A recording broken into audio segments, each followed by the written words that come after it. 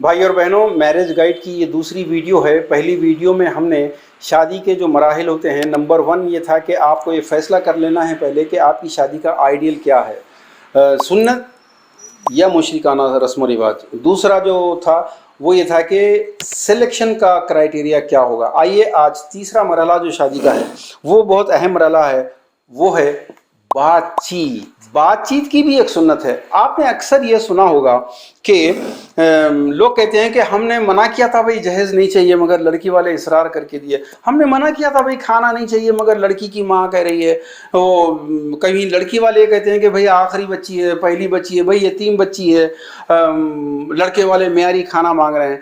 تو ایک طرف یہ لڑکے والے کہہ رہے ہیں ہم نے نہیں مانگا تھا، دوسری طرف کہہ رہے ہیں لڑکی والے کہہ رہے ہیں کہ نہیں ہم نے اپنی خوشی سے دیا۔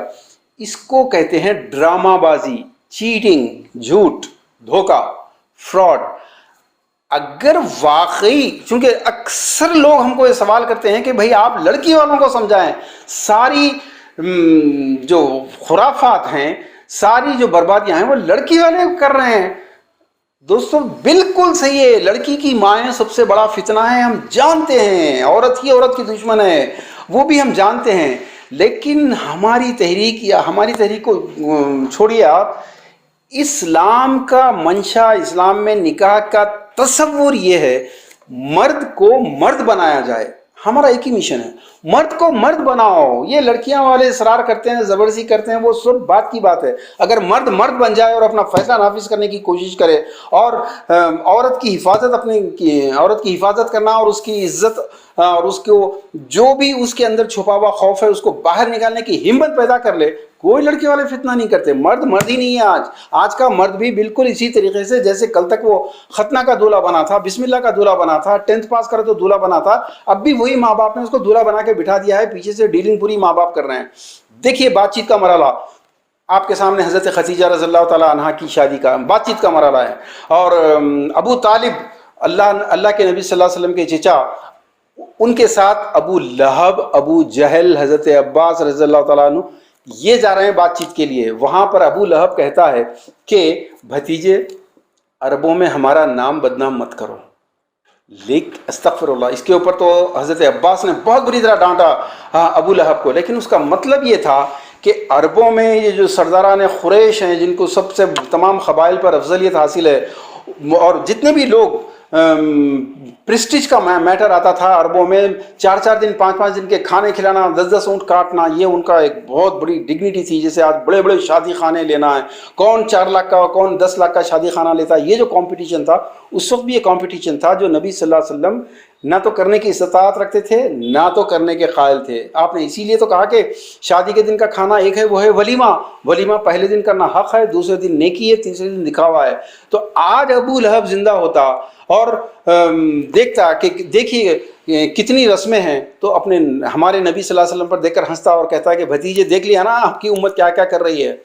یہ چیزیں بات چیت میں طے ہوتی ہیں، نہیں ہم منع کرے تھے لڑکی والے نہیں مانے۔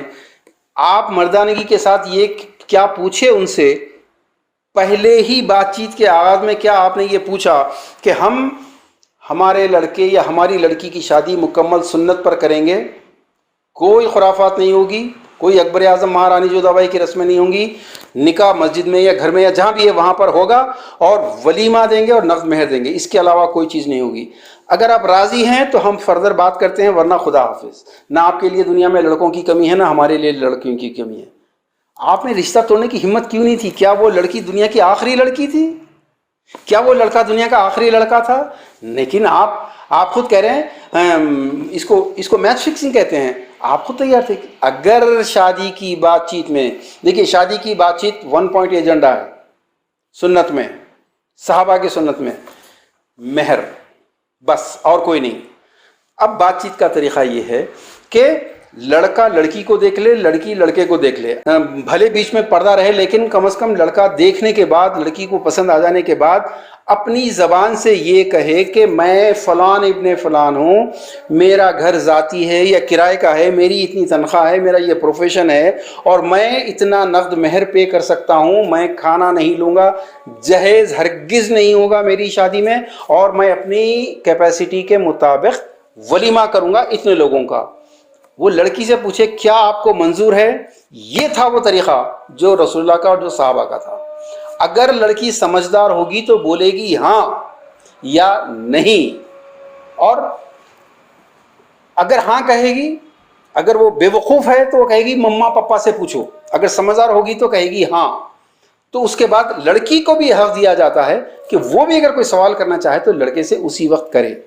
پھر اگر لڑکی نے ہاں کہا تو پھر یہ جو تایا جان پھپھا جان تھا، یہ جو سیل ڈیل کرنے جاتے ہیں وہاں پر، ان تمام کو صرف یہ طے کرنا ہے کہ شادی کی تاریخ کیا ہوگی، کہاں ہوگی، دیٹس آل. یہ ہے اسلامی بات چیت کا طریقہ. ایک اہم چیز جو شادی کے دن ہونی چاہیے، وہ بات چیت کے مرحلے پر ہونی چاہیے، وہ یہ ہے کہ لڑکی کے والدین کو لڑکے والے یہ یقین دلائیں کہ لڑکی پر جہیز نہیں لانے کا کوئی طعنہ نہیں دیا جائے گا، لڑکی پر سنت کے مطابق شادی کر کے آنے پر کوئی احسان نہیں جتایا جائے گا. ہمارے کاؤنسلنگ کا سینٹر ہے، اس کے اندر جتنے کیس آتے ہیں سب سے زیادہ شکایتیں یہ آتی ہیں کہ فلاں کہ ہم نے جو ہے شادی بالکل سنت کے مطابق کی، جہیز نہیں لیا اور کوئی کھانا نہیں لیا، اس کے باوجود وہ لڑکی جو ہے ایسے حرکتیں کر رہی ہے، بدتمیزی کر رہی ہے، بغاوت کر رہی ہے. یہ کیوں ہو رہا ہے؟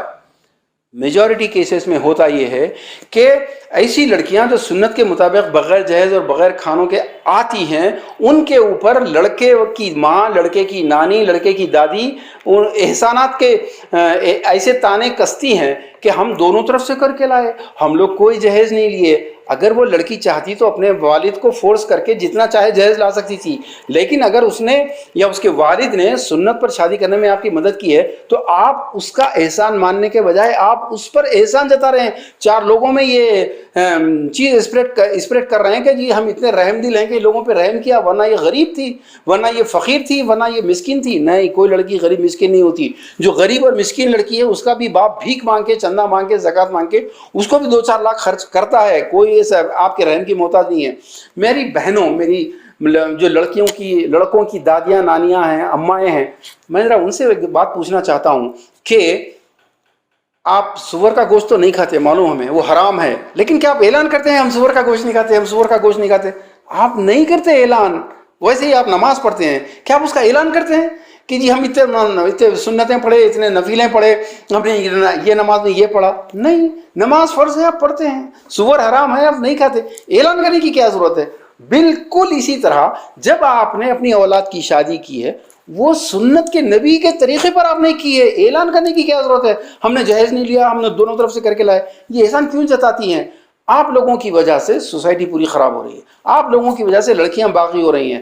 لڑکی نے آپ پر احسان کیا ہے کہ وہ سنت کے مطابق شادی کر کے آئی ہے، آپ الٹا اس پر احسان جتا رہے ہیں، اس پر بھکاری ہونے کا، اس پر غریب ہونے کا، اس پر حقیر ہونے کا الزام لگا رہی ہیں. کیسے برداشت کرے گی وہ؟ تو بہرحال یہ تھا بات چیت کا مرحلہ. بات چیت صرف 1 پوائنٹ ایجنڈا ہے. مہر کتنا ہوگا، لڑکا لڑکی کو ڈائریکٹ بتائے کہ میں اتنا مہر پے کر سکتا ہوں، آپ راضی ہیں یا نہیں راضی ہیں. اس کے بعد شادی کی تاریخ وغیرہ طے ہو.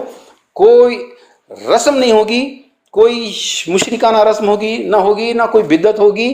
یہ بات چیت کے مرحلے پر ہی طے ہونا چاہیے.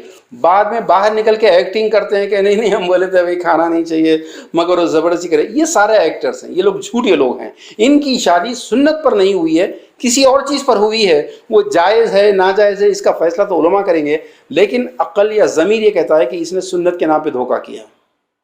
آئیے اب ہم اگلے مرحلے کی طرف آتے ہیں. یہ چوتھا مرحلہ، چوتھا اسٹیج جو ہے شادی کا، وہ یہ ہے پری میرج کاؤنسلنگ.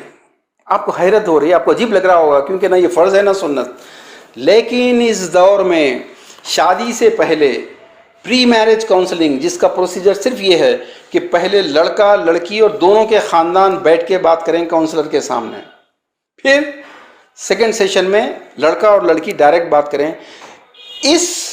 اس دور کی مجبوری ہے جہاں ہر شعبے میں کاؤنسلنگ کے بغیر اب گزارا نہیں ہوتا. بچوں کی کاؤنسلنگ ہے، ایگزام اسٹوڈنٹس کی کاؤنسلنگ ہے، قیدیوں کی کاؤنسلنگ ہے، مریضوں کی کاؤنسلنگ ہے. شادی جیسی اہم ترین سنت کے تعلق سے جب تک کہ دونوں کو مکمل علم نہ ہو، اور شادی کے بعد جو طلاقیں ہیں 1% طلاق ہے، لیکن 60% سے زیادہ جو اسٹرین ریلیشن شپس ہیں، اس کا آپ کو اندازہ کرنا ہے تو کسی وکیل، کوئی پولیس اسٹیشن، کوئی کورٹ، कोई महिला कोर्ट, आप जाकर देखिए अपनी आंखों से, बुरखे महिला कोर्ट में कितने नज़र आते हैं। ये अक्सर लोग कहते हैं भाई वो हमारी बहन की बच्ची समझ के दिए थे हम, अरे हमारे भाई का लड़का था, वो या फलां लोग, अरे बड़े वो फलां जमात के ताल्लुक़ रखने वाले ख़ानदान का लड़का था या लड़की थी। लेकिन ये ज़मानत नहीं है शादी के बाद प्रॉब्लम नहीं होने की। शादी के बाद अगर आप चाहते हैं कि खुशहाल ज़िंदगी गुजरे, प्री मैरिज काउंसलिंग के लिए आइए। हर शहर में काउंसलर्स मौजूद हैं, हमसे रब्ता कीजिए। हमारी commandment of leadership number 19 to 24 में पूरी तफसील मौजूद है, यूट्यूब पर आप जाकर देखिए। लेकिन इससे फ़ायदा ये होगा, नंबर 1 फ़ायदा ये होगा प्री मैरिज काउंसलिंग से कि आपको शादी के बाद आने वाले तमाम प्रॉब्लम्स का पहले से एडवांस में इल्म हो जाएगा। दूसरा ये है कि इस प्री मैरिज काउंसलिंग में ये बात भी तय करनी पड़ती है, जो शरीयत की रोशनी में भी, कॉन्स्टिट्यूशन ऑफ इंडिया की रोशनी में भी बिल्कुल वैलिड है, कि दोनों मिलकर किसी एक शख्सियत के ऊपर तैयार हो जाएं कि शादी के बाद हमारे दरमियान में अगर कोई कॉन्फ्लिक्ट होगा, अगर कोई झगड़ा होगा, तो ये तीसरे जो जिसको भी दोनों मुंतखब करेंगे आर्बिट्रेटर, इन्हों जो फैसला देंगे हमें मंजूर होगा। देखिए इसके फ़ायदे क्या होते हैं, FIR नहीं फट सकती, कोर्ट में जा नहीं सकते ये लोग। जज भी अगर कोई फैसला देगा तो वो आर्बिट्रेटर के फैसले को पहले कंसीडर करेगा। क्यों? इस दौर में होता क्या है कि शादी के बाद जब झगड़े होते हैं तो फिर साल कोर्ट्स के अंदर अगर नहीं भी गए तो बच्चे बड़े होने तक दिलों के अंदर दुश्मनियां होती हैं, अपने अपने माँ बाप के पास रहते हैं, 2-2 3-3 साल लटक जाते हैं, अजीब अजीब वाक़यात होते हैं। और फिर वकील, आपको तो मालूम है कि जिस तरीके से कोरोना में हर प्रोफेशन का आदमी बेचारा, जिसको रोड पे आना कहते हैं, वो हो चुका है, यानी कि बैंकरप्ट हो चुका है। वकील भी हो गए हैं। अब तो वकील अपने ईमान को बेचते हैं। लड़की वाले अगर गए तो वो फौरी ऐसे मुकदमा डालता है कि लड़के के बाप ने रेप केस किया है, रेप अटेम्प्ट किया है, लड़की की माँ ने लड़की को कत्ल करने की कोशिश की है, वगैरह वगैरह। और अगर लड़के की तरफ से वकील है तो वो वकील भी लड़की वालों पर ऐसे ऐसे इल्ज़ाम लगाएगा, कमाई के धंधे हैं। पुलिस, अगर लड़का या लड़की वाले 20-25 हज़ार रुपये की नोट रख सकते हैं तो इंस्पेक्टर साहब खुद डील कर लेते हैं। अगर वो 5-10 हज़ार रुपये देता है तो सब इंस्पेक्टर साहब या सर्कल साहब देख लेते हैं। अगर कुछ भी पे नहीं कर सकते तो फिर वो हमारी जैसी कई सोसाइटीज़ हैं, उनको इन्वाइट करते हैं, साहब आपकी कम्युनिटी का केस है, ज़रा आके हल करो बोल के। अगर आप ये सब नहीं चाहते, प्री मैरिज काउंसलिंग में आइए। अपने अपने शहर में काउंसलर्स मौजूद हैं, हमसे रब्ता कीजिए, हम आपको गाइड करेंगे। बग़ैर प्री मैरिज काउंसलिंग के शादी तय कर लेना, शादी कर लेना, फिर 2-3 महीने के बाद चक्रा मारना पुलिस स्टेशनों के, पहलवानों के, अगर आपको इससे बचना है तो प्री मैरिज काउंसलिंग के लिए आइए। ये था तीसरा और चौथा मरहला। अगला जो शादी का मरहला है, इंशाअल्लाह नेक्स्ट वीडियो में हम पेश करेंगे। वाखिर दावाना अनिल हम्दुलिल्लाहि रब्बिल आलमीन।